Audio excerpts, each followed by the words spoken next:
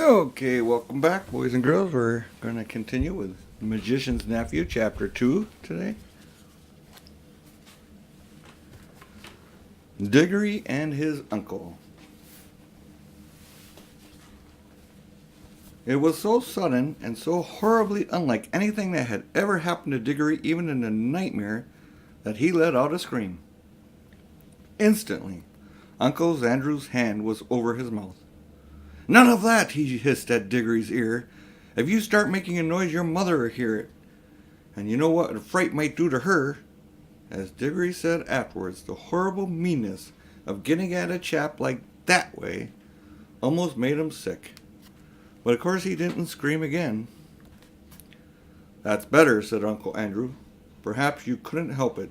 It is a shock when you first see someone vanish. Why, it gave me a turn when the guinea pig did it last night." "Was that when you yelled?" said Diggory. "Well, you heard that, did you? I hope you haven't been spying on me." "No, I haven't," said Diggory. "But what happened to Polly?"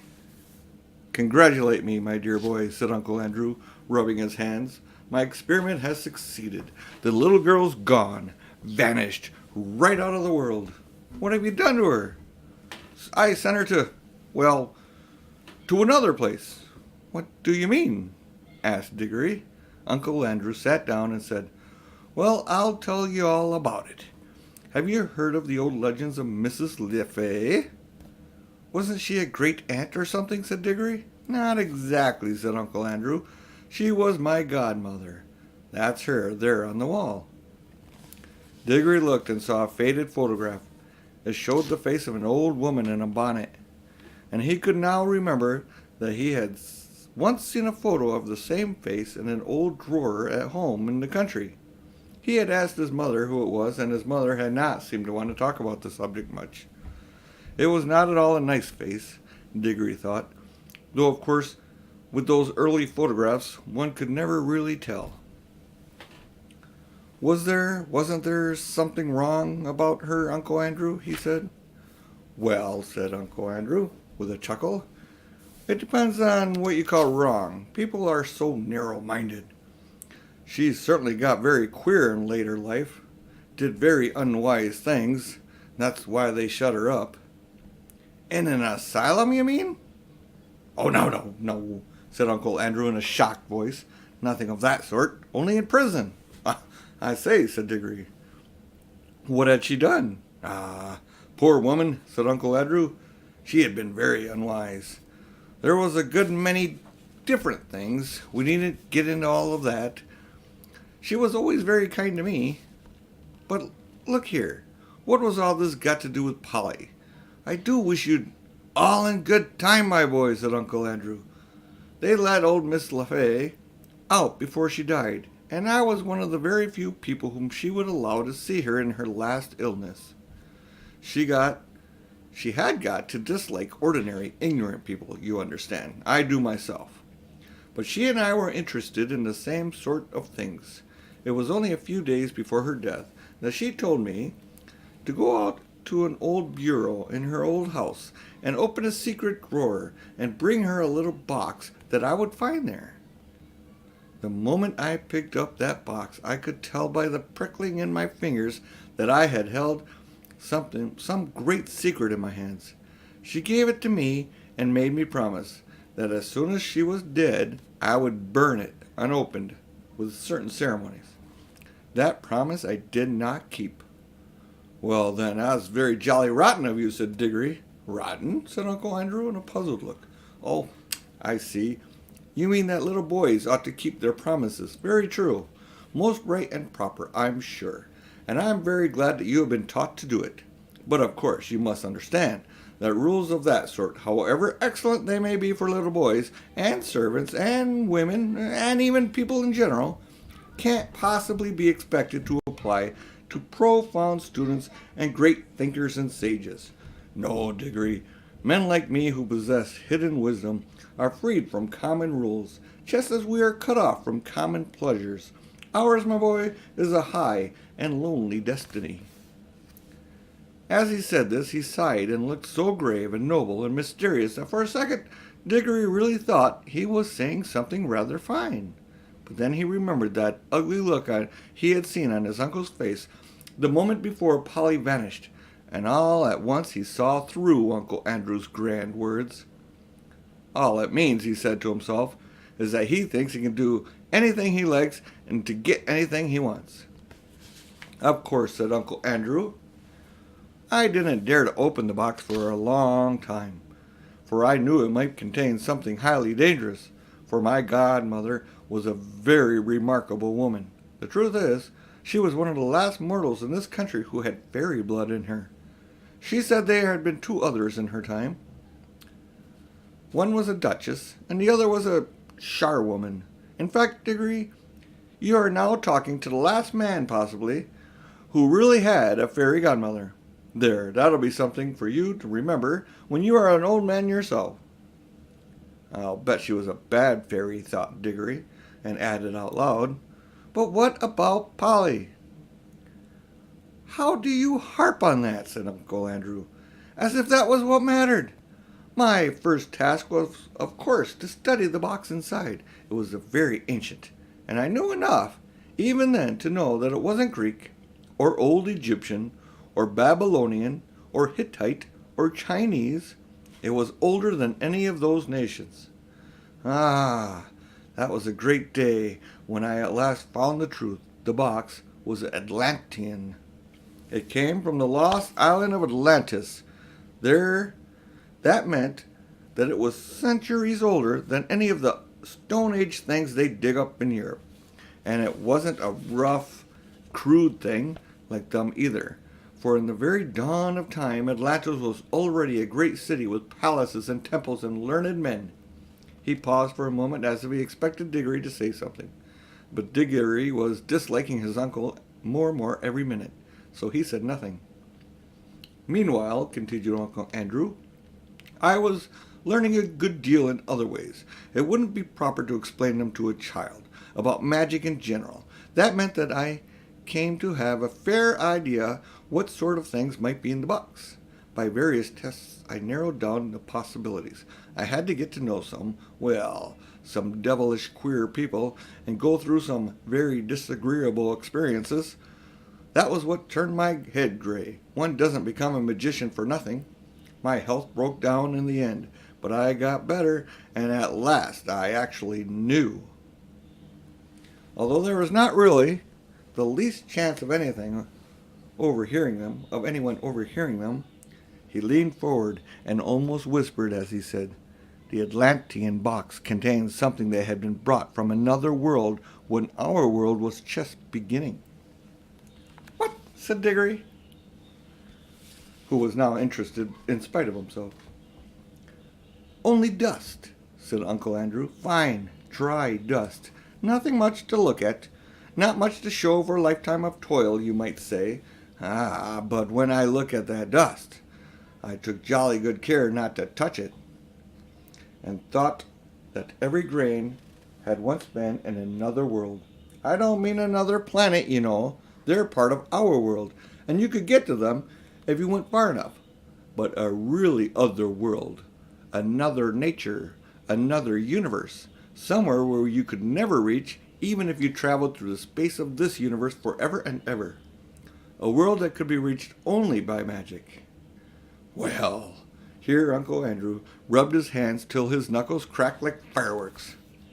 I knew, he went on, that if only you could get it into the right form, that dust could draw you back to the place that it had come from. But the difficulty was to get it into the right form. My earlier experiments all went wrong. They were failures. I tried them on guinea pigs. Some of them only died. Some exploded like little bombs.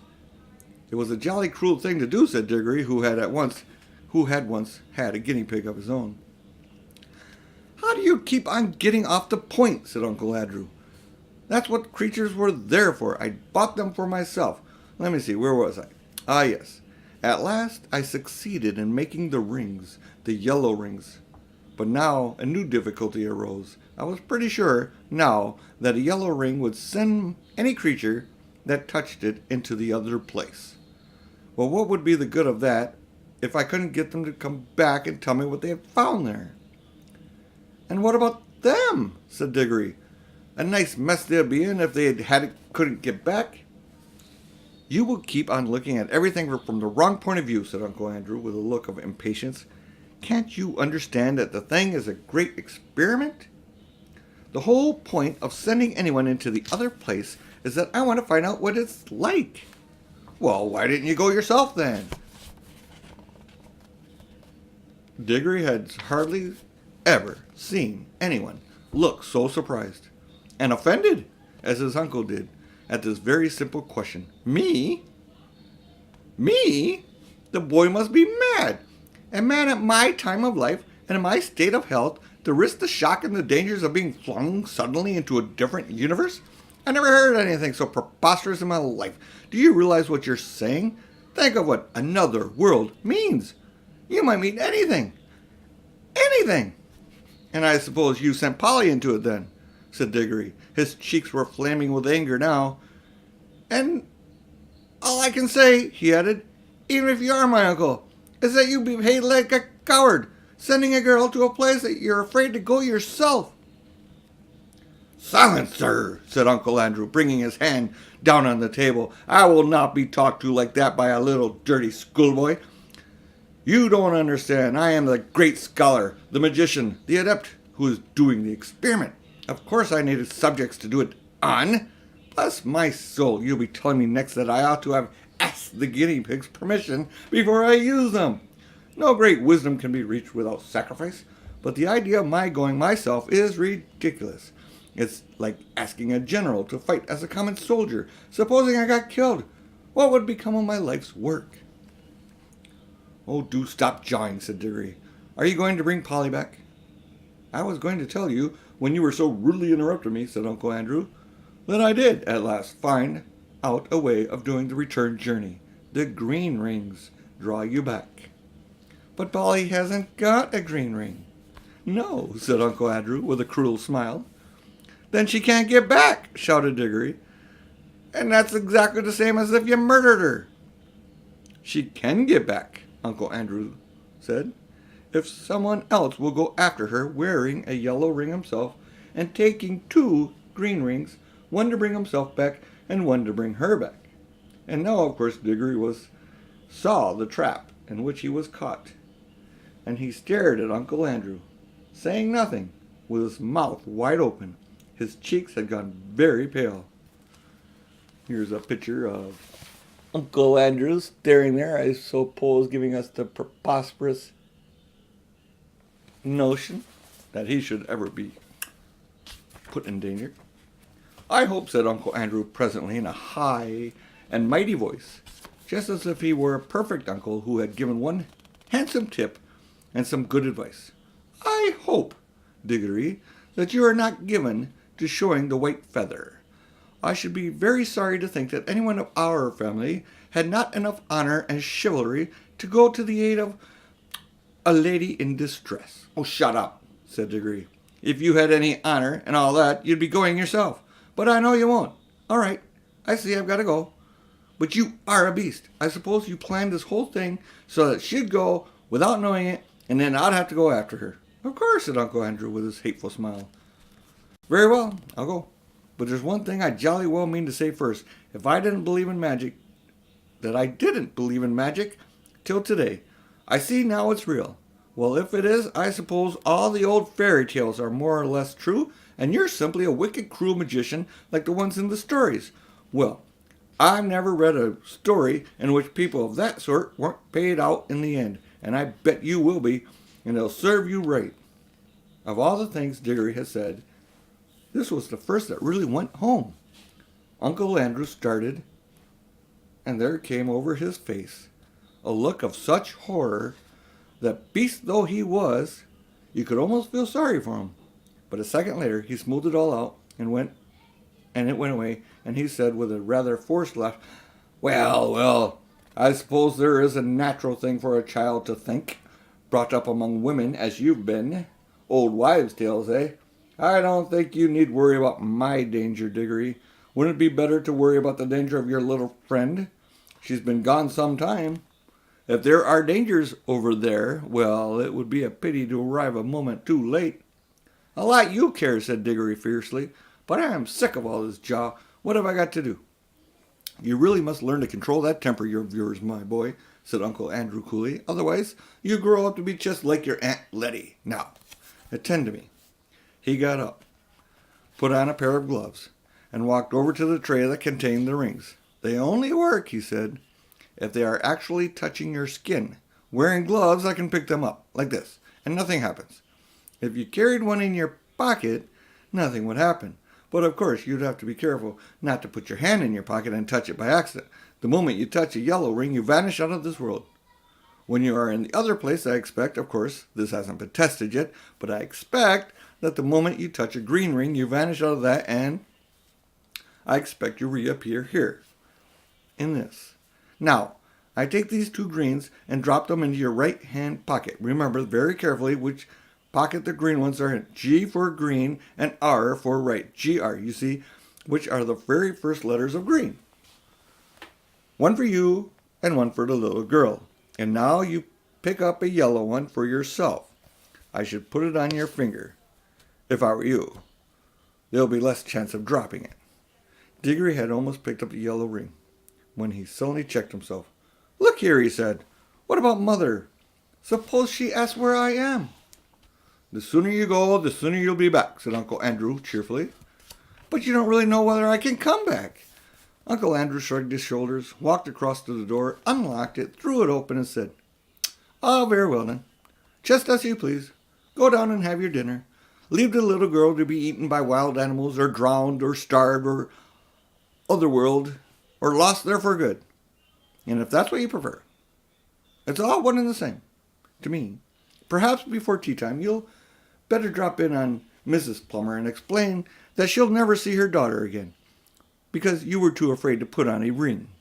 "By gum," said Diggory, "don't I just wish I was big enough to punch your head?" Then he buttoned up his coat, took a deep breath, and picked up the ring. And he thought then, as he always thought afterwards too, that he could decently not have done anything else.